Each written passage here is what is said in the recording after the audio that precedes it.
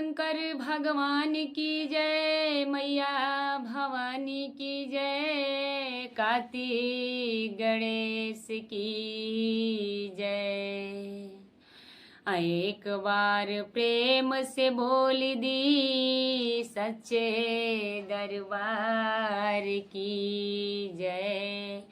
एक बार प्रेमवा से बोल द गुरु बहिना, हरिंदर भैया नीलम दीदी के प्यार की जय।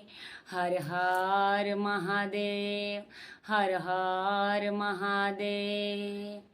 तो आई सबसे पहले देव के देव महादेव के चरणों में प्रणाम करतानी, आदिशक्ति जगदम्बा के चरणों में प्रणाम करतानी, धरती पर बैठल धरती माता के चरणों में प्रणाम करतानी। यूट्यूब के माध्यम से जितना गुरु भैया गुरु बहना हमारे वीडियो के देखतानी सबके पैर छू के प्रणाम करतानी। और सब असही रंभसी चर्चा गीत चैनल पर आपन दुलार प्यार बनौले रही, आपन आशीर्वाद देते रही। आई गीत के साथ साथ रउरा सबके बीच में एगो बहुत सुंदर कथा लेके आइल बनी। एक कथा के रउरा सब भरपूर सुनब। आई कथा में बहुत ढेर सारा दुलार प्यार देव। अगर अच्छा लगे तो कमेंट में हर हर महादेव जरूर लिखब गुरु बहना। आई हम चलतनी कथा की ओर। बहुत सुंदर कथा बरौरा से बड़ा प्यार से और बड़ा प्रेम से भरपूर कथा के सुनाबे से कि कौनो चीज भी पूरा से अंत तक ले देखल जाला तभी समझ में आवेला। बीच बीच में काट देव तो कुछ समझ में ना आई गुरु बहिना। आई चलतनी कथा के ओर बड़ा प्रेम से आ दिल मगन करके भगवान के भक्ति में झूम के सुने के बा। कैसे आई देखिए, एगो गाँव में लक्ष्मी और रुक्मिन दूगो बहन रहे लो गुरु बहिना। ओ लक्ष्मी रुक्मिन दोनों जानी भगवान के भक्तिन रहेलो, भगवान के पूजा पाठ में बहुत प्रेम लगाओसलो, बहुत दिल लगाओसलो। जहाँ कहीं भी कीर्तन होखे, जहाँ कहीं भी शिव चर्चा होखे, जहाँ यज्ञ होखे, जगशाला जहाँ भी होखे, ओ दोनों बहन एकदम हो जाके जग में जगशाला में कीर्तन में भगवान के भक्ति भजन जरूर करसलो। अगर कान में आवाज सुना जाओ तो उन्हों लोग के जियरा ना माने गुरु बहिना। उ जाई के भगवान के दरबार में अपन हाजिरी लगाओसलो। देखिए यही करते करते गुरु बहिना वो दोनों बहन बहुत भगवान से प्रेम करे लगली लो। भगवान में ध्यान डूब गई, भगवान के प्रति उन्हों लोग के दिल में स्नेह जुड़ गई। कहल जाला कि जेकरा प्रति भगवान के दिल में प्यार हो जाला ओकर नैया बेड़ा पार हो जाला गुरु बहिना। तो देखी उ जौन लक्ष्मी और रुक्मिन बाड़ी लो, वो दोनों बहन रहतारी लो। एक दिन कहीं उन्हों लोग के घर से 2-4 किलोमीटर दूर गुरु बहिना कीर्तन होत रहे, जौन की लोग हरे रामा हरे कृष्णा गावेला। अब बेचारी लक्ष्मी और रुक्मिन चल देले बाड़ी लो। जब जा तरी लो तो दोनों बहन कीर्तन में बड़ा प्रेम से बैठली लो, बड़ा प्रेम से भगवान के पूजा या पाठ कैली लो। लेकिन देखी गुरु बहिना, जब कीर्तन के प्रसाद मिलल, जब घरे आवे के रास्ता पकड़ले वालों उन्हें से लौटल वालों कीर्तन में से, तब तकले रुक्मिन बाड़ी उनका बड़ा तेज भूख लागल बा। जब तेज भूख लागल बा तो देखी रुक्मिन का करतरी, लक्ष्मीन से चुरा के देखली कि एगो ठेला पर बड़ा सुंदर मछली भूज के तार के जौन जे आदमी बेचेला गुरु बहिना, उहे बेचत रहे एगो ठेला वाला। उ देखली तो उनका दिल में ओ मछली खाए के आस लाग गई। देखली तो उनका लालच हो गई। कहली कि ओह आज ले तो हम मछली खैले नहीं खी, लेकिन बड़ा सुंदर मछली तार के रखले बा ठेला वाला, रहा हमके तनी आज खा लेबे दकी, देखी त मछली कैसन लागेला। आई गुरु बहिना, एह कथा में इतना सुंदर कहानी छिपल बा कि सुनला पर मन धन्य हो जाई। और रुक्मिन का कैली कि देखली कि लक्ष्मी ने अभी पीछा बाड़ी, 10 कदम 20 कदम पीछे बाड़ी। तब तक ले आई के और ठेला वाला से मछली लेके गुरु बहिना और भूजल मछली खरीद के आ लुका के एगो बर के पेड़ रहे ओकरा पीछे खातारी। जब खातारी तो लक्ष्मी बड़ा परेशान बड़ी, कह तरी की देखा ना रुक्मिन हमरा ले आगे निकलली है, अभी ले उनका राता पता नहीं खे। चारों ओर जोह तरी उनका के ढूंढ तरी। रुक्मिन देखा तरी कि कहीं हमरा के दीदिया देख मत ले, न तो हमरा के बहुत डांट लगई हैं, बहुत हमके मार मरी हैं कि हमनी के मछली मीट ना खानी, जब तू काहे मछली खाता रू। बेचारी बहुत जल्दी जल्दी ओ मछली के खाई के आ हाथ मुंह कली पर धोई के जब देखा तरी कि उनकर बहन व्याकुल बड़ी उनका के खोजत खोजत तो बोला तरी कि अरे दीदी हम यहाँ बानी। जब लक्ष्मी ने उनका जरी गोइली तो कह तरी कि ये बताओ कि तू इतना दूर से रहलू है कहाँ। कहली कि ऐसे ही हम घूमत रहनी हाँ, बारी बगीचा देखत रहनी हाँ, लेकिन देखी गुरु बहिना जे मछली खा लेला ओकर मुँह जरूर महकेला। जब रुक्मिन उनका मुँह के जरी मुँह करके बोलली तो लक्ष्मी के पता चली गई। जौन लक्ष्मी रहली उनका पता चली गई कि हो ना हो ई हमरा से कुछ न कुछ चोरी कैले बाड़ी, आखिर इनकर मुँह काहे मछली लेखा महकता। उ लगली पूछे कि अच्छा ये बताओ कि तू कौनो गलती कैलू हा। कहतरी कि ना दीदी हम कौनो गलती नहीं कैले, हम कुछ नहीं कैले। लक्ष्मी उनका से बार बार पूछा तरी कि अगर जे कैले बाड़ू तो हमके सच्चाई बता द कि आखिर सच्चाई का बा, हमरा कुछ गड़बड़ लागता लेकिन ई नहीं बताओ कि तार मुँह बोलू है तो मछली टाइप के महकल है। कह तरी कि ना ना हम कौनो गलती काम नहीं कैले। कहली लक्ष्मी की सही बोलता रू। कहली कि हाँ हम सही बोलता नहीं। फिर कह तरी कि अरे भगवान कसम सही बता द। कहली कि ना दीदी हम कौनो गलती काम नहीं कैले, हम कोनो गलती काम नहीं कैले, लेकिन उ तो गलती काम कैले रहली, चोरा के उनका से मछली खैले रहली। अब बताओ ना गुरु बहिना कि हम मछली चोरा के खैले बानी। अभी लक्ष्मी जौन रहली बड़ा खीस में आके बड़ा आवेश में आके उनका के कहली कि तू मछली नहीं क्यों खैले। अब बेचारी जौन रुक्मिन रहली उनकर बहिन हाथ जोड़ी के कह तरी कि हाँ दीदी हम मछली खैले बानी। कहली कि जा तू हमरा से झूठ बोलू, तारा के भगवान बिचकुतिया बना दे, तू बिचकुतिया बन जा। देखी गुरु बहिना जब शराप देली उनका के लक्ष्मी तो रुक्मिन बेचारी बिचकुतिया हो गईली।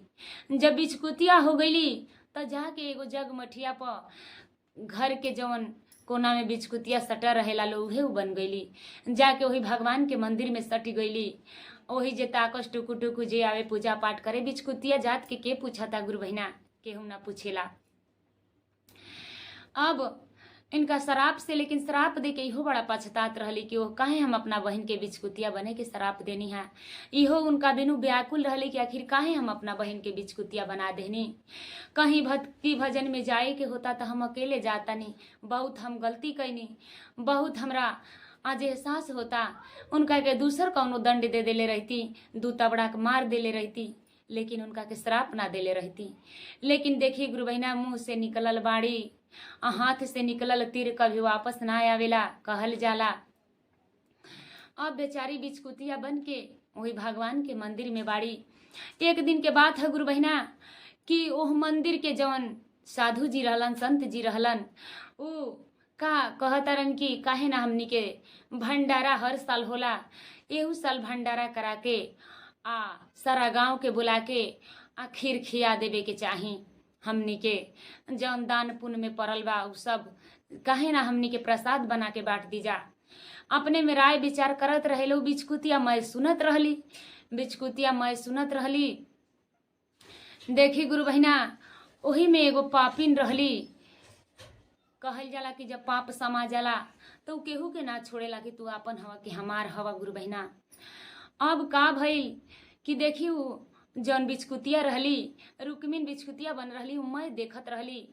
उ साधु जी बोला के लियलन, खीर बने लागल, लेकिन वो खीर में गुरु बहिना एगो पापिन जवन रहली उ जहर मिला देले रहली, दूध देले रहली, वही में जहर मिला के देले रहली कि यह मंदिर के अपमान हुई, भगवान के अपमान हुई।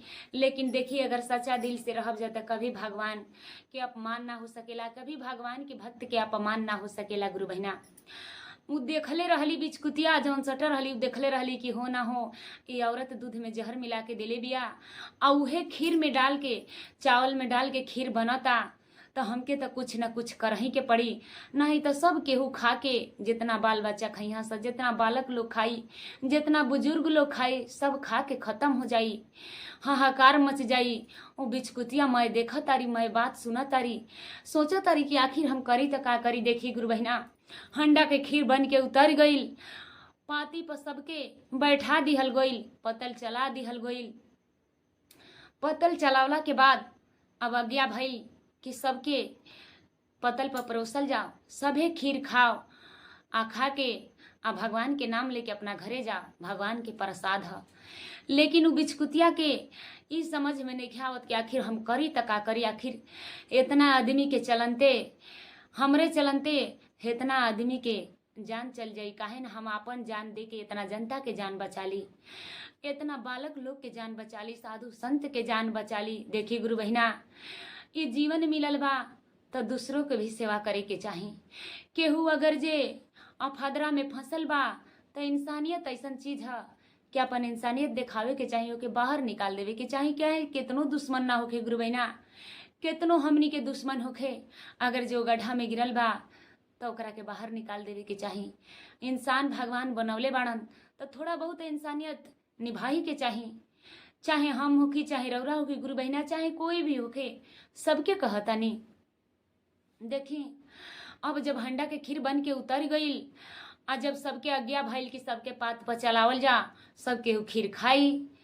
अब वो बिचकुतिया सोचत सोचत कहली कि काहे ना हम अपने जान दे दिए खीर में गिर के, हमके देख ली लो तो जान जाइलो कि खीर में बिचकुतिया गिरल बिया, तो ऊ खीर केहू के ना दिलो, एंगा सब केहू के जान बच जाई। आए गुरु बहिना, वो बिचकुतिया का कैली कि वही खीर में गिर गईली, और वही में खीर में गिर के आ वही में मर गई रहली। जब हंडा के ऊपर के ढकना हटाओ तलो तो देखा तलो कि वाह रे वाह, ई तो खीर में बिचकुतिया गिर गई बिया। जाके भक्त लोग संत से कहता कि ये साधु बाबा देखी ना, खीरिया में बना के अभी रखनी है, जब कुछ न लाए बिचकुतिया गिर के मर गई बिया। साधु जी सुनी तो कहनी कि ओहो, ये तो बड़ा अनर्थ हो गई।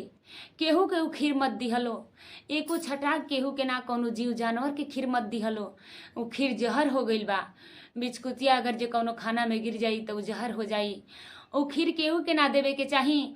ओ खीर के गढ़ा खून के ऐसन गढ़िहलो कि ना ओकरा के कुत्ता उधुक सके, ना कोनो जानवर उधुक के खा सके। साधु जी के आज्ञा पाए के भक्त लोग ओ खीर के गड्ढा खून के गुरु बहिना आ जाके वहीं में भसा दिहलो, भसा के तोप दिहलो, भसा के तोप दिहलो। जब वो बिचकुतिया के साधु जी देखलन तो कहलन कि ओ बताओ, इतना खाना तो जहर क देहली गिर के एक खीर में। लेकिन देखी गुरु बहिना, तब तकले एक औरी घटना घट जाता। वही जो इनकर बहिन लक्ष्मीन पहुंच जाता रही, जहाँ की वो बिचकुतिया बन के खीर में गिर के मर गई बाड़ी। पहुंचा तारी, तब तक ले देखा तारी कि वो साधु जी एगो बिचकुतिया के निकाल के कुछ न कुछ बोला तारन। जाके कह तारी कि बाबा एगो का हम रउरा से बात कह सकीला। साधु जी कहनी कि अरे बच्चा का कहे के बा कह। कहली कि देखी ना, हमनी के दोनों बहन बड़ा भगवान के भक्ति में लीन रहनी है जा, बड़ा भगवान से प्रेम करे नी जा। लेकिन देखी हमार बहन हमसे चुरा के मछली खा ले रहली, हमसे सच्चाई ना बतौली। हम जान गई कि मछली खैले बाड़ी, हमसे सच बात ना बतौली। बार बार पूछनी लेकिन हमसे सच्चाई ना उगिली। हम खींच के बेग में आके उनका के बिचकुतिया बने के शराफ दे देनी।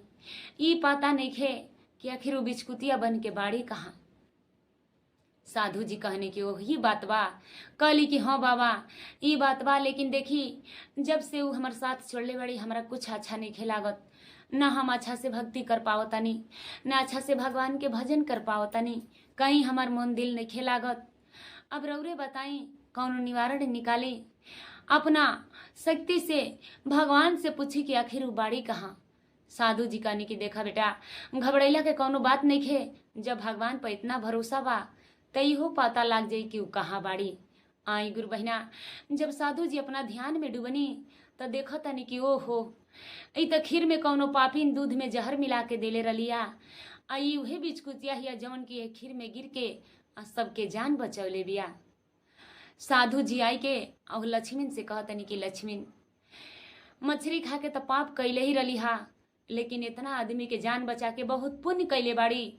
जब इतना बात लक्ष्मीन सुनली तो कहली कि बाबा कुछ बताई आखिर बात का बा। कहलन बाबा की देखा इहे तोहर बहिन बिचकुतिया हई जवन के हमरा खीर में गिर के इतना लोग के जान बचौले बाड़ी। एगो पापिन दूध में जहर मिला के देले रहल हिया कि सब खीर खा के मर जाइयोगा, भगवान के अपमान हुई।